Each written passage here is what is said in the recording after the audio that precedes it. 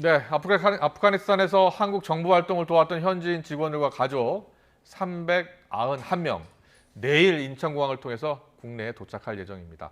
정부는 군수송기 3대를 투입한 이송 작전을 수행하고 있습니다. 파키스탄 이슬람바마드에서 대기 중이던 수송기가 이들을 태우러 카불 현지로 향한 것으로 전해졌습니다. 취재기자 연결합니다. 한현희 기자. 네, 통일 외교 안보부입니다. 네, 국내 이송될 예정인 우리 아프간인들 지금 카불 공항을 출발한 거죠? 아직 출발은 하지 않았습니다. 예. 이송해야 할 현지인 365명이 카불 공항에 진입을 해서 신분 확인 절차를 거쳤고요. 지금이 현지 시각으로 오전 11시 43분을 지나고 있는데 잠시 뒤인 낮 12시에 군 수송기가 카불 공항에서 이슬라마바드로 출발할 예정이라 이렇게 설명을 했습니다. 그래서 내일 오전이면 인천국제공항에 도착하게 됩니다. 애초에 우리 정부가 목표로 했던 국내 이송 인원은 427명입니다. 그런데 36명은 아프간에 잔류를 결정했거나 아니면은 재상국행을 택해서 최종적으로 391명이 우리나라에 들어올 예정입니다. 애초 이 곳곳에 탈레반 검문소가 세워져서 공항까지의 이동에 위험이 따르고 또 공항 주변에도 10,000명 이상의 군중이 운집해서 공항으로 이 진입 자체도 쉽지 않을 것으로 우려됐는데요. 카타르로 철수했다가 현지 지원을 위해서 다시 카불로 투입된 대사관 직원들이 우방국 협조를 얻어서 현지 버스 회사를 섭외해서 버스 6대에 나눠 타고 공항 진입에 성공했다. 이렇게 외교부 고위 당국자는 설명했습니다. 이들에 앞서서 걸어서 공항으로 진입한 26명은 이미 안전한 이슬라마바드로 이송한 상황이고요.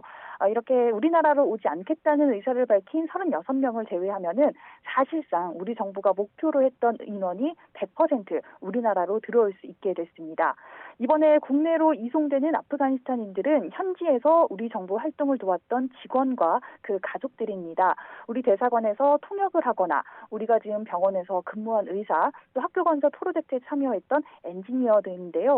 5살 이하 영유아만 100여 명이고 이 가운데 이번 달에 태어난 신생아도 3명이 포함된 것으로 알려졌습니다.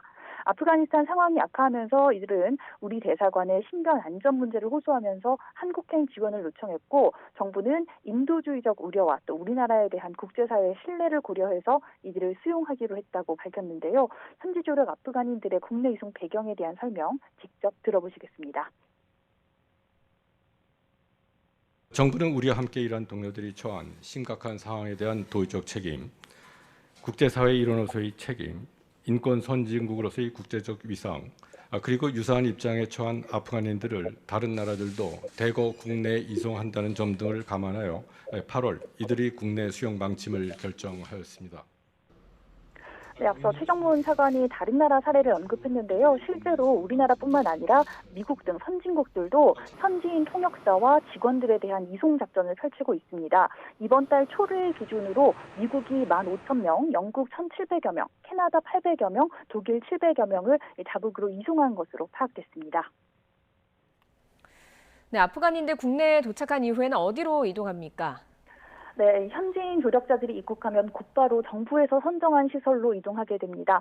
충북 진천에 있는 국가공무원 인재개발원이 될 것으로 알려졌습니다. 아직 코로나19 검사를 받거나 백신 접종을 한 상태가 아니기 때문에 시설에서 격리 생활을 하게 됩니다. 이후 1달에서 2달가량 안정적인 정착을 위한 교육을 받을 전망입니다.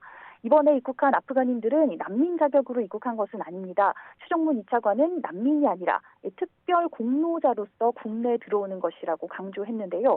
현지에서 단기 비자를 발급받은 상태로 국내에서 장기 체류 비자로 변경할 것으로 알려졌습니다. 지금까지 통일 외교 안보부에서 전해드렸습니다.